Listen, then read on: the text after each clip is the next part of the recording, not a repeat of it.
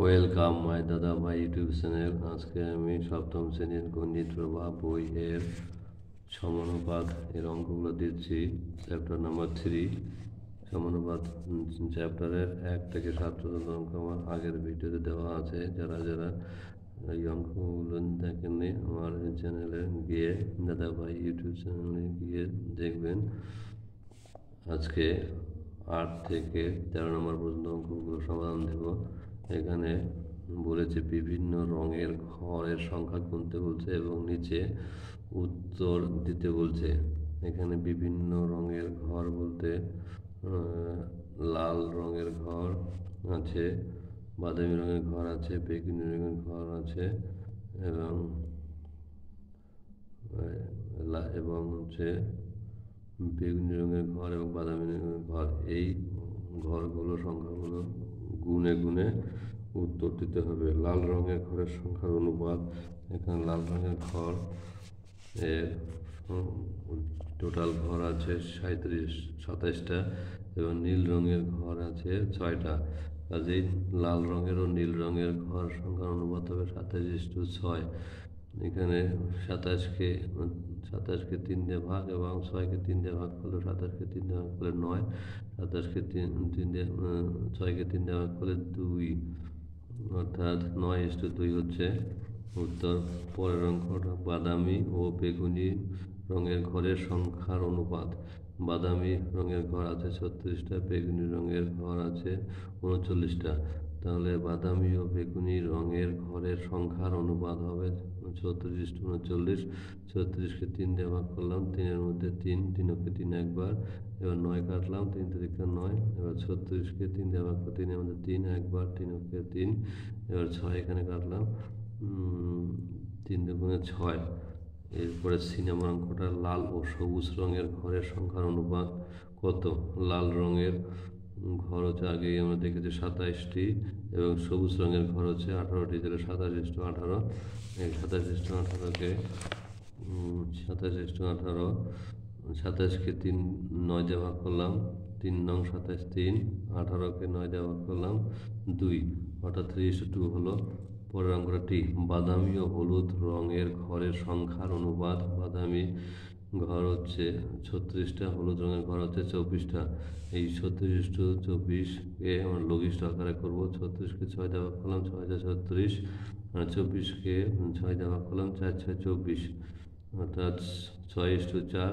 আবার 6:4কে আরও ভাগ করা যায় 2 দিয়ে। 6কে 2 দিয়ে ভাগ করলে 3 দুগুণে 6, 4কে 2 দিয়ে ভাগ করলে পরে 2 দুগুণে 4। এবার বলেছে কোন 4টি রঙের ঘরের সংখ্যা সমানুপাতে আছে? এখানে লাল, সবুজ ও বাদামি, লাল, সবুজ এবং বাদামি ও হলুদ ঘরের সংখ্যা সমানুপাতে আছে, কারণ দুই ক্ষেত্রেই অনুপাত সমান আছে, অর্থাৎ 3:2। আগেরটা হচ্ছে 3:2 এবং পরেরটাও 3:2। আমাদের সমানুপাতে থাকতে গেলে অনুপাত দুটি সমান হতে হয়। এবার পরের অঙ্কটা নাম্বার 9, দুটি শরবতের সিরাপ ও জলের অনুপাত 2:5 ও 6:10। এখান থেকে বলতে বলছে কোনটা শরবত বেশি মিষ্টি। এখানে 2:5 এখানে লিখলাম, 6:10 এটা লিখলাম। এটা হচ্ছে প্রথম শরবত, এটা হচ্ছে দ্বিতীয় শরবত। এই 6কে এবং 10কে 2 দিয়ে ভাগ, 6কে 2 দিয়ে ভাগ করলে 3 দুগুণে 6, 10কে 2 দিয়ে ভাগ করলে 5 দুগুণে 10, 5। এখানে দেখতে পাচ্ছি 5-এ 5, এখানে 3, এখানে 5, এখানে 2, 5-এর এখানে যদি এইভাবে ভাবি 5-এর এখানে 3টা বেশি 2টা কম, তাহলে এই শরবতটা হচ্ছে বেশি মিষ্টি, অর্থাৎ দ্বিতীয় শরবতটা বেশি মিষ্টি, কারণ এতে সিরাপের পরিমাণ বেশি আছে। নম্বর 10, জল জমে বরফ হলে আয়তন 10% বাড়ে। কিছু পরিমাণ জল ও তার থেকে বরফের আয়তনের অনুপাত বের করতে বলেছে।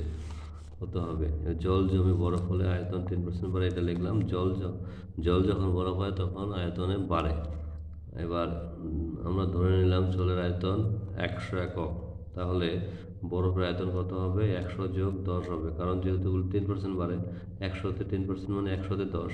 তাহলে 100-তে 100 ছিল আগের জলের আয়তন, তাহলে বাড়লো কত? 10। তাহলে 100 + 10 তো 110। এবার তাহলে জল ও বরফের আয়তনের অনুপাত কত হবে? 100:110। এখানে একটা শূন্য কাটা দিলে বা 100কে 10 দিয়ে ভাগ করলে 10 হবে, 110কে 10 দিয়ে ভাগ করলে 11 হবে। এবার নাম্বার 11, আমার বয়স 12 বছর এবং আমার বাবার বয়স 42 বছর, দুজনের বয়সের অনুপাত কত? এবার যে দুজনের বয়স অনুপাত করতে বলছে, সরাসরি অনুপাত করে দিলেই হবে, 12:42 করলেই হবে।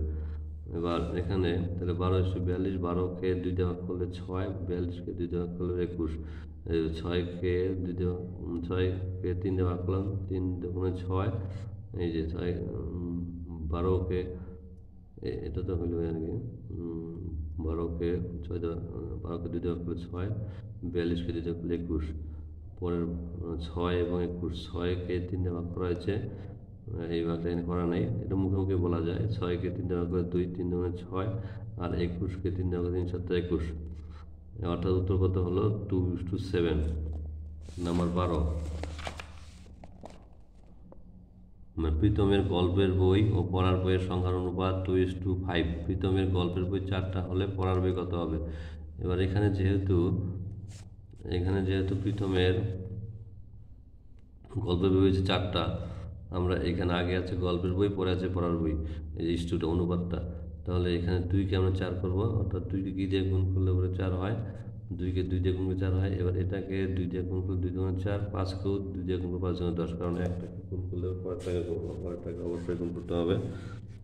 এবার তাহলে এখানে 2 দুগুণে 4, 2কে 2 দিয়ে গুণ 4, 5কে 2 দিয়ে গুণ করলে পরে 10, অর্থাৎ 4:10। এখান থেকে আমরা এই অনুপাতে বলতে পারি 4। প্রীতমের গল্পের বই এই যে বলছে 4টা যদি হয়, তাহলে পড়ার বই অবশ্যই কত হবে? 10টা হবে।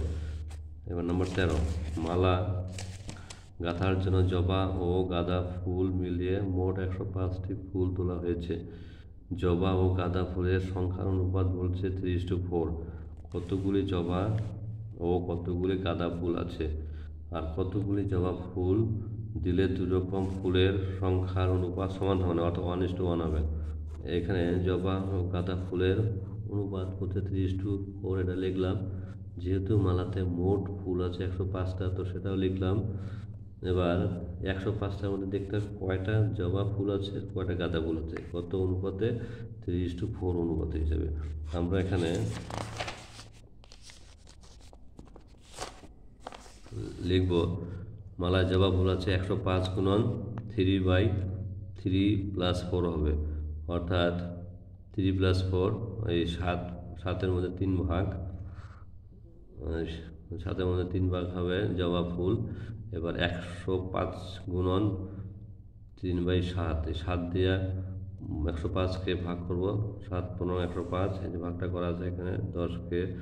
10-এর মধ্যে 7 একবার, 7-একে 7, 7 আছে, 0 করতে আমরা এখানে 10 ধরবো, 0 10 করতে 3, এখানে একটা 1 চলে আসবে, ওই যেটা ধরলাম, যেহেতু 10 উপরে কম থাকলে পরে 10 ধরতে হয়, তাহলে এখানে 1 আসবে, 1-এর থেকে 0 0 লিখে নিই।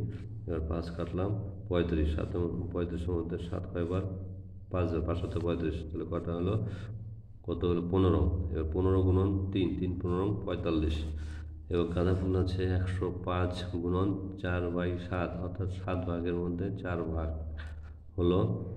তাহলে এখানেও কাটাকাটি একই আসবে, 105কে 7 দিয়ে কাটলে পরে কত? 15, 15 গুণ হচ্ছে 4×60। আমরা দেখতে পেলাম জবা ফুল আছে 45টি, আর হচ্ছে গাঁদা ফুল আছে 60টা। তাহলে এখানে কয়টা ফুল দিলে পরে 60টা হবে? এটা ইজিলি বলা যায়, হচ্ছে 45-এর সঙ্গে 15 যোগ করে 60 হয়, বা 60 থেকে 45 বাদ দিলাম, কত? 15টা ফুল, জবা ফুল দিলে দুরকম ফুলের সংখ্যার অনুপাত সমান হবে। ধন্যবাদ সবাইকে আমার দাদাভাই ইউটিউব চ্যানেলের অঙ্কগুলো দেখার জন্য। যারা নতুন তারা অবশ্যই সাবস্ক্রাইব করবে, যাতে সবার আগে পরবর্তী ভিডিও সবার আগে আপনারা পান। আর এই চ্যানেলটাকে অবশ্যই সাবস্ক্রাইব এবং লাইক করবে। ধন্যবাদ সবাইকে।